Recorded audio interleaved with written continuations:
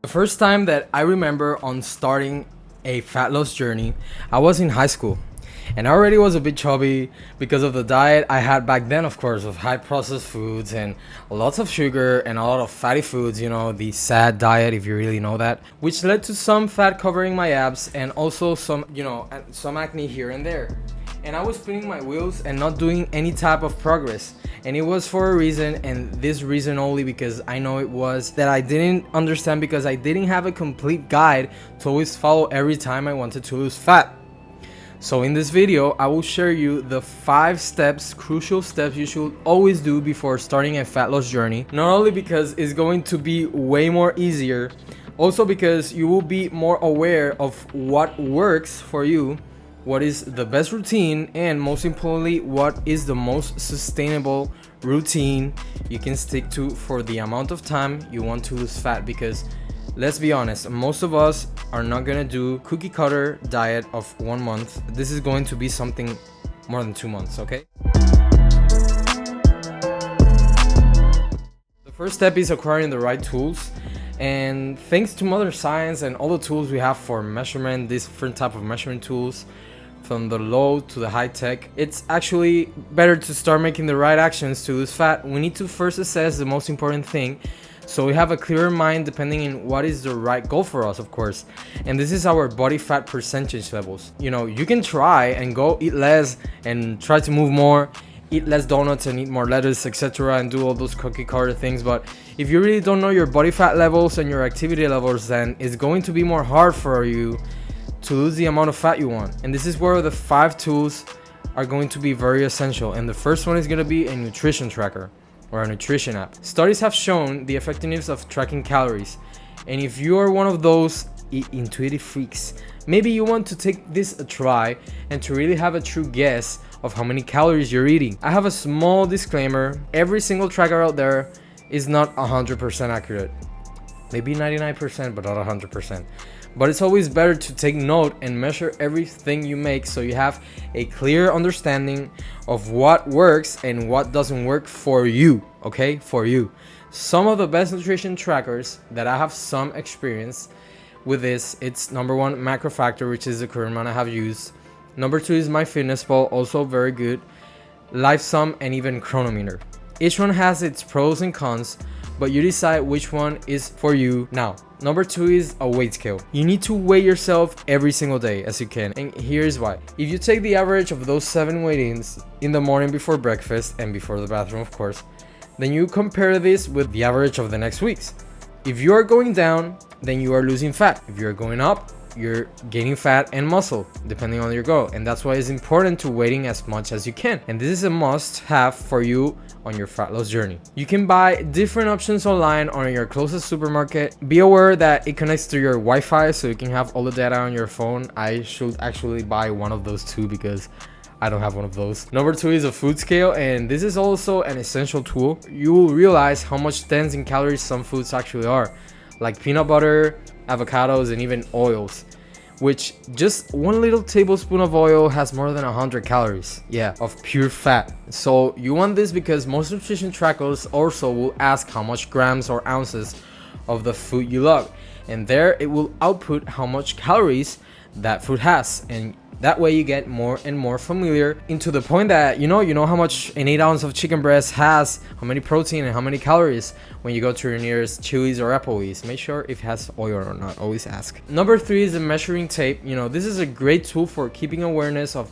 how our waist grows or shrinks depending on our goal of muscle gain or fat loss. This is also a great tool for measuring your muscle size as you bulk up, which will help you here in 1 to 3 years as you see how you progress and how much muscle you build and how good you are looking year through year. Number 4 is a gym bag. I mostly see people bringing just a towel, and another tool was mentioned in a moment, but the thing is that when you have a gym bag, you can bring in more goodies that will help you train even more effectively, which I will make a video in the future about it, so stay tuned. And the final tool is a liquid container. Water intake and electrolyte intake, of course, should be always a non-negotiable. So we need to be hydrated every single day, and it's important to always have some sort of water flask with you. You should use a metal one, and even more importantly, you don't waste your money on polluting water bottles unless you recycle them. But in my opinion, it's way better to buy a water flask that it's metallic like the ones I have. You know, you don't waste your money on water, and it's gonna be way more convenient for you. Number 2 is to set the right goal. Once we have the most important tools in handy, now we have a clear understanding on what it takes to approach your fitness lifestyle and goals the right way. And this will be the most important step of them all, as you will follow it for the next 3 to 6 months, consistently, mostly 80 to 90% effectively. But now then, how we assess the right goal? Well, the first step inside of the bigger step is the following. And number 1 is, after you measure your body fat percentage with on what goal you should choose. Option number 1 is, if you have less than 12% body fat, is it recommendable that you go on a bulking diet or a muscle building routine on a calorie surplus? This way you have a better probability of gaining more muscle due to the position you are in. Option number 2 is, you're between 12 and 20% body fat. If you're in this range, you can still have the goal of losing fat or gaining muscle, but it depends mostly on what you want. But if you are in this range, do a lean bulk, no more than 200 calories above maintenance, or a fat loss journey where it's not that strict too, or a calorie deficit no less than 200 calories under maintenance. Option number 3 is that if you're above 20% body fat, the best option for you is to lose fat in a caloric deficit of 300 to 500 calories below maintenance will be the best for you. Now, you have these 3 options. It's now time to choose the right one for you, of course. And we will talk, everything about calories in the next step. But before proceeding, I just want to tell you my gratitude, my heartfelt gratitude toward everyone who has been subscribing and liking my videos. I really, really appreciate it. But let's keep going to the next step. So step number 3 is going to be to structure the right routine, because most social media influencers will sell you a 30-day routine to achieve your dream body. But this is very far from how actually human physiology works, Even for those in steroids, I know. Achieving 10 to 12% body fat levels in just a month is almost near impossible. So here it's how to actually do a routine so you can stick to for at least 3 to 6 months. And the first step is to know your training frequency. There is lots of different training splits out there, but the most important thing is to train each muscle group with 10 to 20 sets weekly, or in a minimum dose of 6 sets weekly, dispersed in 2 to 3 training days for each muscle group. So for example, a push-pull legs structure, you train in your push days the chest, triceps, and shoulders.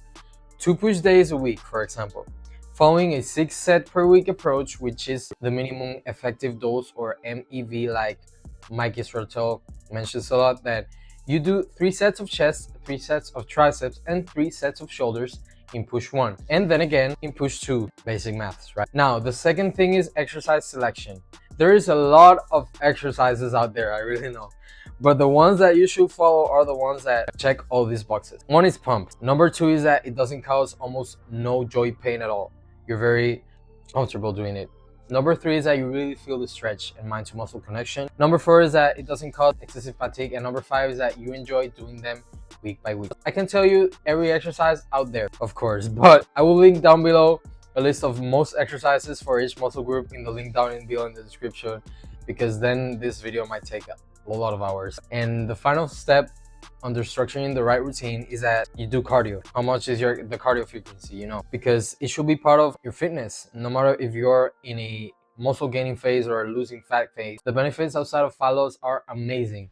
That is also worth adding to your routine. So if you want to train effectively but not so much cardio, 4 sessions a week of 30 to 60 minutes in zone 2 will be great to keep your heart health and other tissues running as well. So what is zone 2 cardio?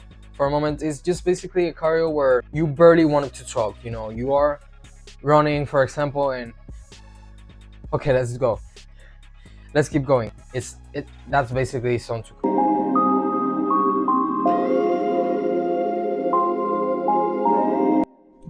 Okay, so step number 4 is picking the right nutrition. First of all, I am no nutritionist nor doctor, but I do have some recommendations that you can follow, so this way it will be more easier for you to lose fat, and these 4 key points will help you. And number 1 is the 80-20 rule.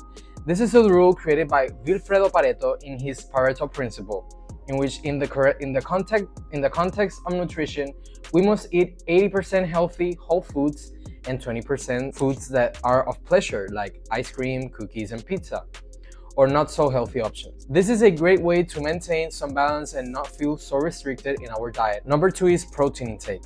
Your muscles are fueled by protein, and not eating the sufficient amount will be a detriment to even maintain your muscle levels in a caloric deficit. So the best rule is that if you weigh, for example, 180 pounds, then eat 1 gram per pound of body weight or 180 grams of protein. But here is an exception.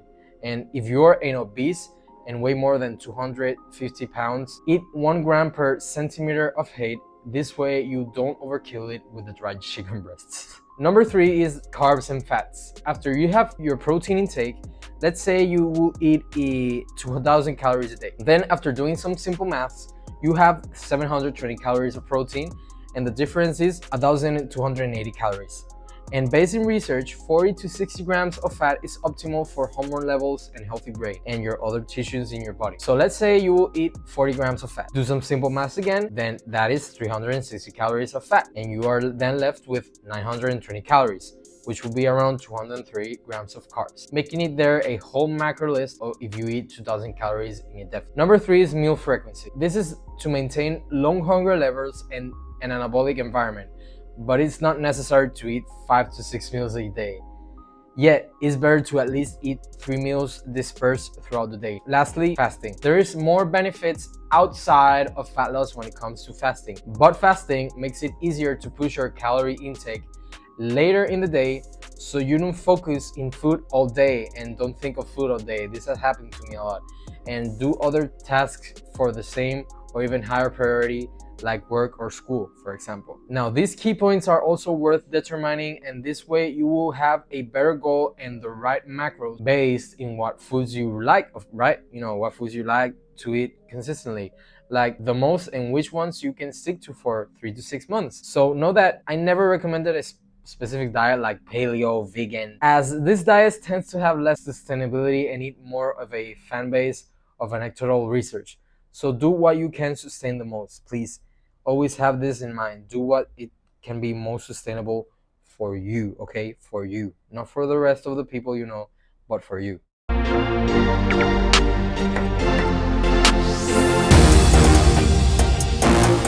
Final step is having the right mindset. Last step, and one of that you should not be under prioritized to your journey of losing fat. I think that the ones who have been in so many diet plans and fitness routines and never achieve anything is because of their mindset. It's probably not in the right place. So I want to pinpoint 5 facts that you should take away so you can actually achieve the goal of losing fat after so many attempts, okay? Number 1 is that motivation is not key. Motivation is just like the spark that ignites the fire of discipline. And how this flame is kept light is by how much discipline you have towards anything you want to do. But do this before anything, and it's to execute. So build the right discipline. This is a key to do the hard work, especially when you don't feel like it. In accordance to Hamza, which this below's phrase is from. Do the hard work, especially when you don't feel like it. Number 2 is to stick to your habits. You need to create the habits of waking up early, working out, doing the grocery haul, and meal preps. It's all based on your own actions, so make sure to be prepared. That's why I really recommend to read Atomic Habits. Number 3 is that there will be sacrifices. Most people fail the goal of losing fat in fear of what others tell them when you want to achieve something those people haven't, you know. So you must sacrifice the late nights, the alcohol, and sugary and processed foods. Lastly, is it for you? Why you want to lose fat? Why are you watching this guide? These questions, you should answer them after watching this video.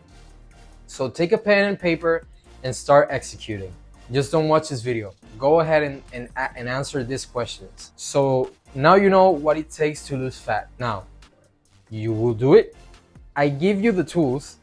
Now it's up to you.